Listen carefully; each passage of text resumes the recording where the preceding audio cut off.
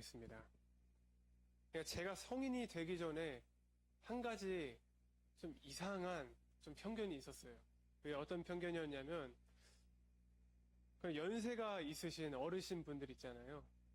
그런 어르신 분들은 아무것도 못하고 허송세월 보내고 있구나 하는 생각이었어요. 그러니까 연세가 있다는 그 프레임에만 갇혀 있었던 거죠. 몸이 갈수록 약해지고 하시니까 이제 뭐 할 수 있는 게 없겠지. 그냥 집에서 그냥 TV 보시면서 하하호호 웃으면서 그렇게 세월을 보내시겠지 하는 생각의 틀에만 갇혀 있었던 것 같아요. 물론 실제로 그런 분들도 많았겠죠. 많겠죠, 이제 또. 그런데 그 편견을 깨부신 사건이 일어났습니다. 제가 중고등학생 때 그래도 도서관을 간간히 갔어요. 맨날은 아니고 자주는 아니더라도 간간히 갔던 걸로 기억합니다. 근데 저희 집 앞에 있는 도서관이 있어요. 어느 날 그 도서관에 갔습니다. 근데 이제 공부하는 연령대가 어떻게 될까요? 그 도서관에. 그러니까 다들 젊은 연령층만 생각을 할 거예요. 근데 물론 젊은 사람들 꽤 있었는데 집사님과 권사님, 우리 장로님 같은 연세 있으신 어르신분들께서 책상에 앉아서 딱 책 펼쳐놓고 공부하시는 모습을 봤습니다. 그러니까 경제 공부도 그렇고 주식 공부도 하고 각종 자격증 공부도 하고 그리고 심지어 성경 공부하시는 분들도 계시더라고요. 근데 지금도 도서관에서 왔다 갔다 하다 보면은 그 성경 읽는 사람을 보면은 얼마나 또 마음이 편안한지 몰라요. 네. 그때 그 장면을 보고 생각을 해봤습니다. 아, 내가 지금 더 공부를 열심히 해야 할 판인데 고2, 고3 가장 중요한 시기인데 공부를 또 하지도 않고 저 어르신분들이 더 훨씬 낫다. 그래서 나이는 숫자에 불과하구나 라는 생각을 좀 그때 했었던 것 같아요. 그러니까 저렇게 연세가 있으신 분들도 충분히 시간을 투자해서 자기가 하고 싶은 거 그리고 더 큰 미래와 꿈을 꿀 수도 있겠구나 하는 생각을 했던 것 같아요. 중고등학생 때 말이죠. 이처럼 사람은 누구에게나 다 꿈이 있습니다. 어린아이도 청소년도 그리고 생을 얼마 남겨놓지 않은 연세 드신 분들도 꿈을 가지고 있습니다. 여러분들의 꿈은 어떤 꿈이 있나요? 크게 두 가지로 나뉜다고 합니다. 하나는 자신의 성공을 위한 꿈이 있고 또 하나는 인류의 유익을 위한 꿈이 있다고 해요. 인류를 위한 꿈이라고 하면 의사, 간호사, 그냥 교사, 119 대원, 또 아니면 사회복지사 등 어려운 사람이나 위기에 있는 사람을 도와주고 싶은 마음으로 꿈을 꾸는 경우가 있다고 합니다. 그런데 이렇게 좋은 마음으로 꿈을 품고 있던 사람도 나이를 먹다가 그리고 사회를 좀 더 많이 경험을 하면서 그 마음이 바뀌는 경우가 있다고 합니다. 나중에는 처음에 가졌던 그 좋은 마음보다는 자신의 성공과 부귀를 위한 그런 생각으로 바뀌는 경우가 많다고 해요. 그러니까 다 그런 것은 아니지만 몇몇 사람들이 그런 경우가 있다고 합니다. 그래서 좋은 꿈을 갖는 것도 중요하지만 그 꿈을 이루어졌을 때 처음 가졌던 마음으로 사는 것이 더 중요하다고 말하잖아요, 사람들이. 초심을 잃지 마라 라고 흔히들 말합니다. 그런 의미에서 우리는 예수님의 꿈 그리고 예수님의 소원을 살펴보는 것이 도움이 될 것이에요. 사람만 꿈을 가지고 있는 게 아니에요. 천지를 창조하신 전능자이신 하나님께서도 꿈이 있으십니다. 마음만 먹으면 무엇이든 다 할 수 있는 그런 주님이신데 그럼에도 불구하고 그분은 꿈을 가지게 됩니다. 무엇보다도 가장 큰 소원은 당연히 이 세상이 죄인들이 예수님 십자가 보혈로 죄 씻음 받아 구원을 받는 것이겠죠. 그리고 또 하나는 이미 구원받은 예수님 자녀에 대한 소원이에요. 소망입니다. 부모가 자녀에게 한 소원을 가지고 있듯이 주님께서도 우리에 대한 소원을 품고 계세요. 예수님은 소원이 있을 필요가 없으신 분인데 원하는 것은 무엇이든지 할 수 있기 때문이에요. 하지만 우리 때문에, 다른 말로 하자면 우리가 있기에 이런 소원을 품게 되신 것입니다. 부모가 되면 바뀌는 것이 있다고 해요. 대표적으로 K 부모님들, 그런 특징이 있다고 하는데 그것은 바로 자신을 가꾸지 않고 자신의 얼굴을 생각하지도 않고 열심히 산다는 특징이래요. 때로는 비굴할 때도 있고 구질구질한 일도 마다하지 않고 덤벼듭니다. 하지만 같은 나이에 미혼인 사람은 어떨까요? 그렇게 행동하지 않다고 해요. 왜냐? 자신의 이미지를 생각하고 사람들의 눈치를 많이 보지 않기 때문이에요. 그래서 구질구질한 일을 마다하지 않습니다. 왜 이런 차이가 날까요?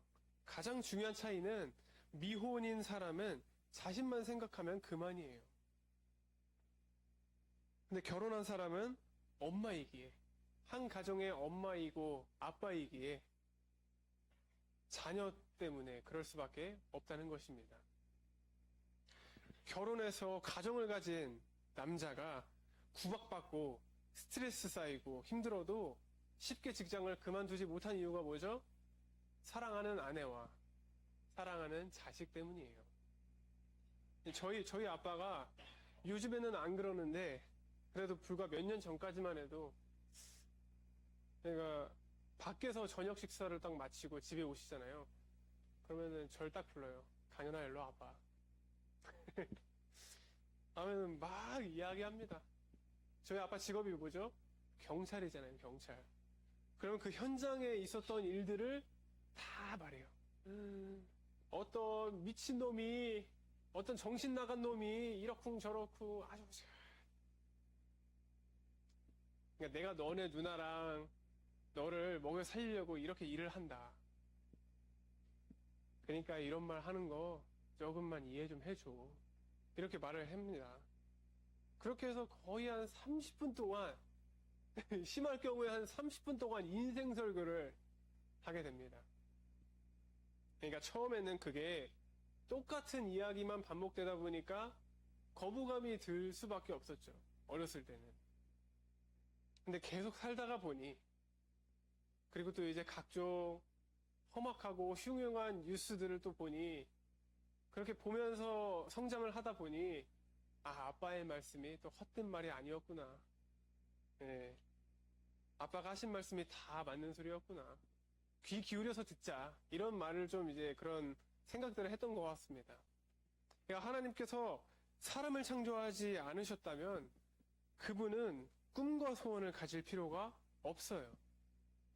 그냥 원하는 것은 말씀만 하면 되는 것이고 불편할 게 없을 것이기 때문이죠. 그렇죠? 그런데 인간을 창조한 이후에는 달라졌습니다. 우리 인간이 하나님의 뜻대로 움직여주지 않기에 하나님 아버지는 그 같은 마음으로 우리를 향한 소원을 품게 되는 것이에요. 오늘 본문은 그런 아버지 같은 예수님의 모습을 보게 됩니다. 그분의 소원을 보면서 자녀된 우리 역시 주님의 소원에 맞게 인생의 소원을 다시 세울 수 있는 우리 예배자 여러분들 되시기를 간절히 소망합니다. 그렇다면 하나님께서 우리에게 바라시는 소원은 무엇일까요? 오늘 읽은 본문 말씀을 통해서 세 가지로 한번 알아보고자 합니다. 우선 우리를 향한 하나님의 첫 번째 소원은 세상과 구별된 그리스도인인 것입니다. 세상과 구별된 그리스도인이에요. 사람이 태어나고 살고 그리고 죽어서 묻히는 곳이 어디죠? 세상이에요. 세상.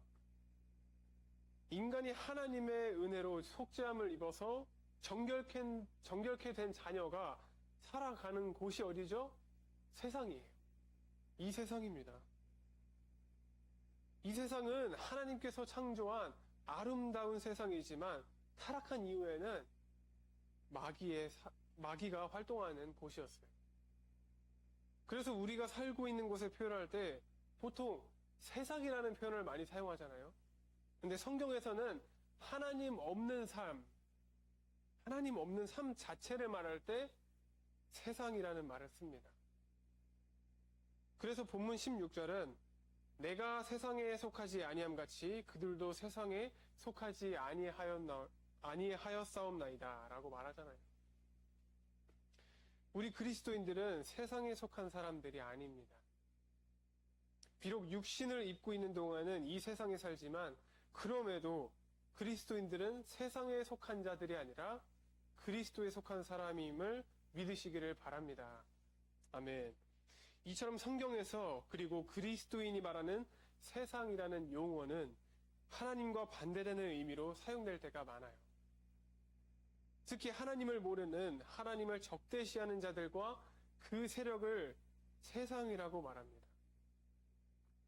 어떤 사람은 세상을 악으로 생각하여 세상을 모든 것을 더러운 것으로 썩어 없어질 것으로 생각하는 사람도 많다는 것이에요. 그러면 우리 그리스도인들은 이런 세상과 어떻게 관계를 맺고 이런 세상에서 어떻게 살아가야 할까요? 예수님께서 이 질문에 대한 답을 주십니다. 바로 그리스도인들과 세상은 분리되어야 한다는 것이에요. 우리 그리스도인들은 세상의 유혹과 비리와 불법에 가담하거나 동조해서는 안 됩니다. 우리는 하나님의 자녀들이기 때문에 우리 주변이 타락한다 할지라도 우리가 몸담고 있는 이 세상이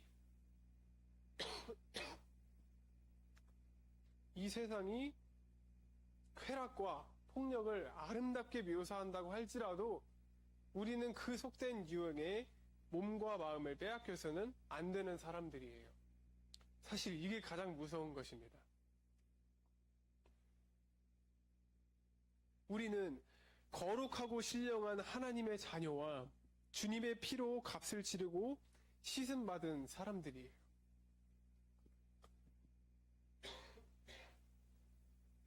여러분이 그리스도를 구세주로 받아들이셨다면 여러분은 그분의 소유인 것입니다. 그래서 그분의 소유된 백성이라고 성경은 말씀하고 있습니다.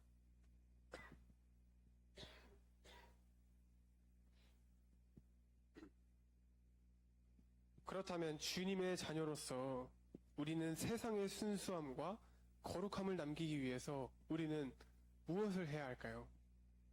요한복음 17장 17절 한번 다 같이 찾아서 읽어보겠습니다.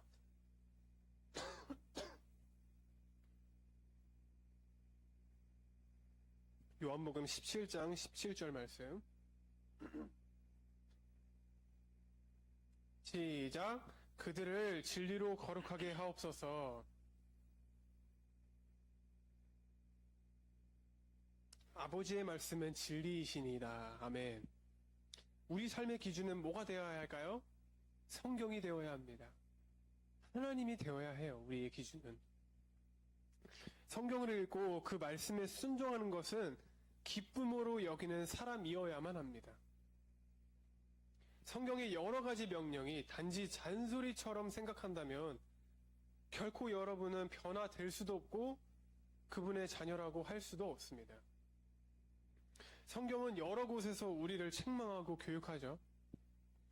특히 죄에 대해서 끊임없이 경고하고 있습니다. 죄는 어느 환경이나 어느 장소나 우리가 알지 못하는 순간순간에 그리고 우리가 예기치 못하는 방식으로 우리의 생각과 행동을 지배하고 있다는 것을 우리는 알아야 합니다. 때문에 전적으로 주님을 의지하고 주님의 말씀을 읽고 묵상하는 삶을 살아야 해요. 그래야 죄로부터 분리되고 구별된 삶을 살 수 있는 것입니다. 그렇게 담임 목사님께서 계속 강조하시는 말씀 중 하나가 뭐죠? 예배의 승리자가 인생의 승리자다. 이 말씀을 계속 듣다 보니 그냥 한 귀로 듣고 한 귀로 흘릴 수가 없더라고요. 저도 그랬어요. 그런데 정말로 이 말씀이 우리 신앙의 정답이자 해결책이더라고요. 예배에 정말 부지런해야 합니다. 그래야 우리 영이 계속 살아 숨쉬며 움직일 수 있는 것이에요. 우리가 삶을 살아갈 때 원동력이 될 수 있는 것이 바로 주님께 드릴 거룩한 제사, 거룩한 예배인 것입니다. 찬양과 말씀인 것입니다. 우리 모두 예배의 승리자가 되길 간절히 소망합니다. 성경은 또한 그리스도인들이 해야 할 좋은 일들에 관해서도 가르칩니다. 성경은 단순히 사실이나 이스라엘의 역사적 그런 사실에 관한 책이 아니에요. 성경은 그리스도의 영광을 위해서 우리가 어떻게 죄로부터 분리되어야 하는가, 그것을 가르쳐주는 생명의 말씀인 것입니다. 성경은 생활의 실제적인 지침서가 돼요. 그러면 하나님은 왜 우리를 세상에 완전히 분리시키지 않는 것일까요? 왜 하나님은 여전히 유혹 속에 우리를 그냥 내던지는 것 같은 느낌이 들까요? 왜냐하면 세상이 복음을 필요로 하기 때문이에요. 세상이 복음을 필요로 하기 때문입니다. 예수 그리스도께서는 세상에 있는 죄인들을 구원하기 위해 오셨죠. 주님은 이것을 위하여 설교하고 기적을 보이십니다. 가장 중요한 것은 그리스도께서 이것을 위해 죽으셨다는 사실이에요. 그러니 여러분도 그리스도처럼 복음을 가지고 죄 속에 있는 세상으로 나아가시기를 바랍니다. 이 세상에서 우리 그리스도인들이 구별된 삶을 살아야 하는 이유는 여전히 이 세상에는 구원받아야 할 하나님의 자녀가 있기 때문이에요. 그래서 우리는 예수님께서 강조하신 대로 세상에서 빛과 소금처럼 살아야만 하는 책임과 사명이 있는 것입니다. 그 사명을 잘 감당해 나가서 이 세상에 주님을 나타낼 수 있는 우리 귀한 거룩한 성도님들 되시길 간절히 소망합니다.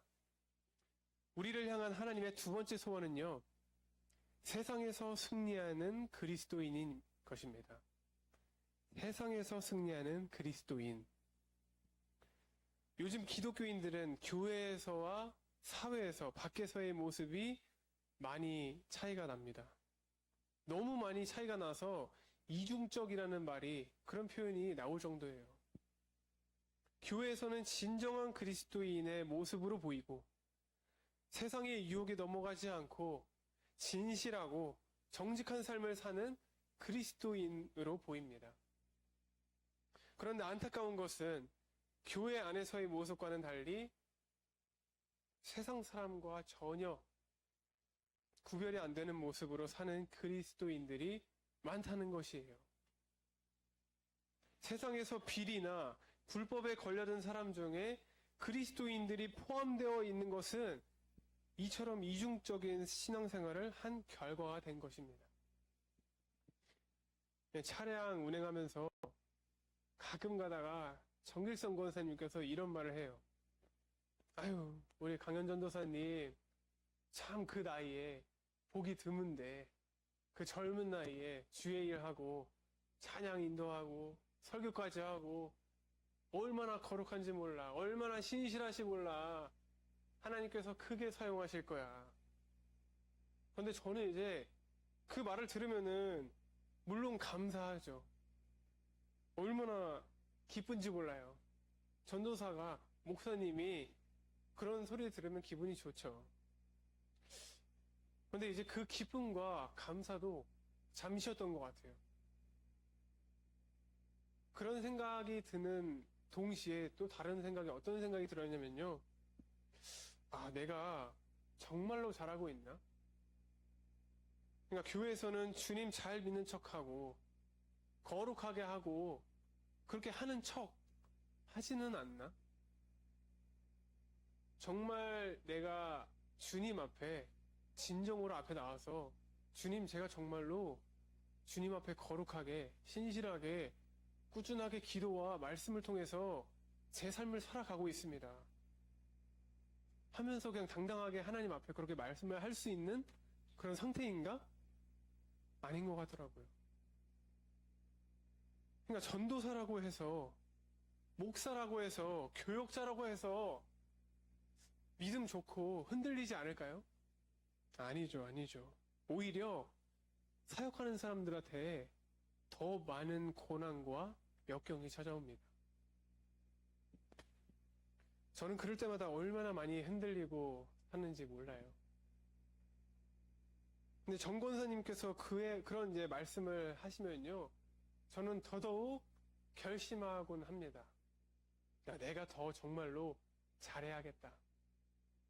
성도님들에게 잘 보이는 것이 아니라 먼저 내가 하나님 앞에 잘 세워져야겠다. 거룩하게 세워져야겠다. 주님께서는 불꽃 같은 눈동자로 보신다고 하잖아요. 계속 나를 지켜보신다고 하셨는데 내가 그 시선을 인지를 하고 계속 생각하면서 잘해야겠다 하는 생각이 들었습니다. 그러니까 이런 모습은 예수님께서 우리에게 원하시는 모습이 아니에요. 그러니까 예배를 통하여 예수 그리스도를 닮고 예수님처럼 살기를 고백했다면 세상에 나가서 그렇게 살아야 됩니다. 하나님께서는 그렇게 하기를 원하세요. 본문 18절 한번 다 같이 읽어보겠습니다. 시작. 아버지께서 나를 세상에 보내었고, 그러니까 예수님께서는 이 땅에 오신 것은 하나님께서 이 땅에 보내셨기 때문이며, 예수님은 이 땅에서 하나님께서 보내신 그 사명과 목적대로 사셨습니다. 그리고 하나님께서 예수님을 이 땅에 보내신 것처럼 예수님도 마찬가지로 우리를 이 땅에 보내신 것입니다. 그렇다면 당연히 우리는 예수님께서 이 땅에 우리를 보내신 목적대로 살아갈 필요가 있어요. 우리를 이 세상에 보내신 목적은 두 가지입니다. 하나는 세상에서 승리하는 그리스도인이에요. 승리는 공부 1등하고 취업 잘 되고 승진하고 이런 승리가 아니라요, 죄를 짓지 않는 승리를 말합니다. 죄를 짓지 않는 승리, 유혹에 넘어가지 않는 승리를 말하는 것이죠. 육신을 벗고 주님 앞에 서는 그 순간까지 죄와 타협하지 않는 것이에요. 오직 하나님의 이름을 드러내며 예수 그리스도의 사람으로 사는 것이 승리하는 것이라고 주님께서는 말합니다. 또 하나는 전도하는 것이에요. 전도만 생각하면 머리가 지끈지끈 아프죠. 예수님은 본문 20절에서 이렇게 말씀하십니다. 내가 비옵는 것은 이 사람들만 위함이 아니요 또 그들의 말로 말미암아 나를 믿는 사람들도 위함이니. 그들의 말로 말미암아 나를 믿는 사람들이란 제자들의 말을 통해서 예수님을 믿는 사람들을 의미합니다. 예수님께서 먼저 우리에게 구원의 은혜를 베푸시고 하나님의 자녀 삼으신 이유는 아직 하나님을 모르는 자들에게 예수 그리스도를 전하기 위함이에요. 그래서 예수님은 우리가 이 땅에 사는 동안 정결하고 의롭게 살기를 원하십니다. 말로 전도할 때 그 말이 능력이 되도록 정결하고 흠없고 진실하게 살기를 원하십니다. 이렇게 주님은 예수님이 복음을 전하시기를 원하세요. 전도는 아이를 낳는 것과 같습니다. 아이를 낳는 것과 같아요. 내가 힘들다고 아이를 낳지 않으면 생명은 끊어지죠. 그런데 전도는 그렇지가 않습니다. 그러니까 요즘은 경제활동도 어렵고 자녀를 키우고 교육시키는 것도 힘들기에 아예 아이를 낳지 않는 부부가 많이 늘어나고 있죠. 출산율이 참 심각하잖아요, 저희. 요즘에는 아주 조금 또 올랐다고 하는데 그래도 심각하더라고요. 예. 그러나 전도는 그렇게 해서는 안 됩니다.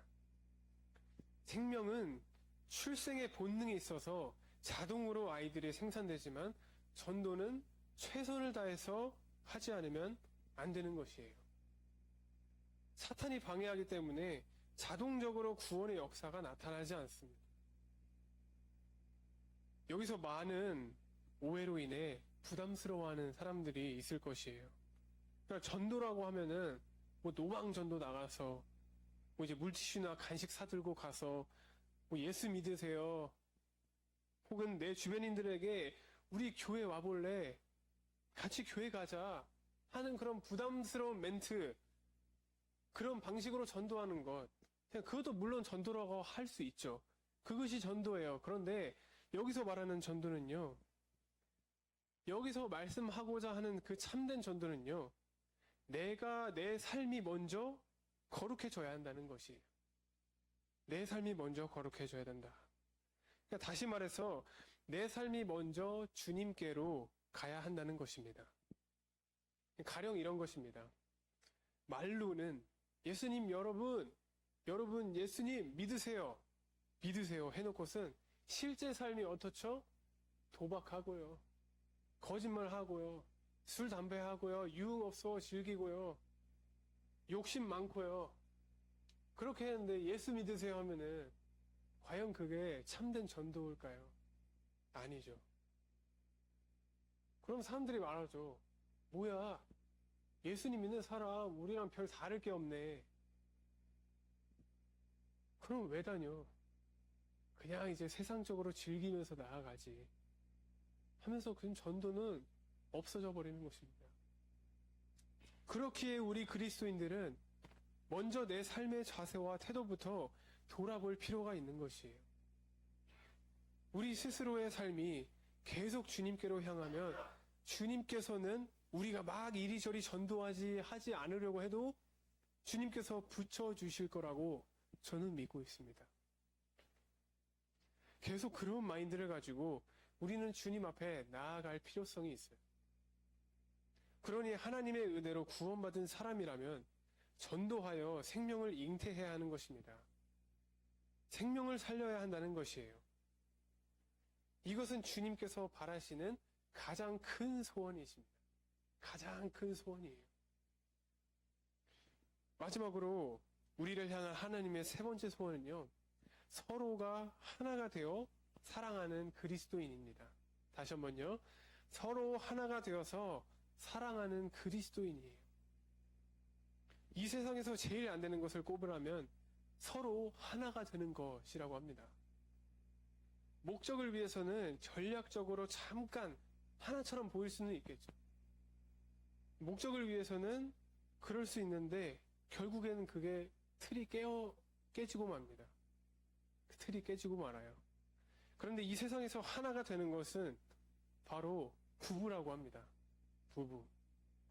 모든 부부가 다 그런 것은 아니겠지만 그래도 죽을 때까지 서로 하나처럼 사는 부부가 있습니다. 그래도 부부가 이렇게 하나가 되어서 사는 이유는 하나님께서 인도하셨기 때문이에요. 하나님께서 세우셨기 때문입니다. 부부가 죽을 때까지 하나의 모습으로 사는 모습을 보면 참 아름답잖아요. 참 보기 좋잖아요. 근데 하나님께서는 바로 그런 모습을 원하셔서 부부를 서로 하나가 되기를 원하십니다.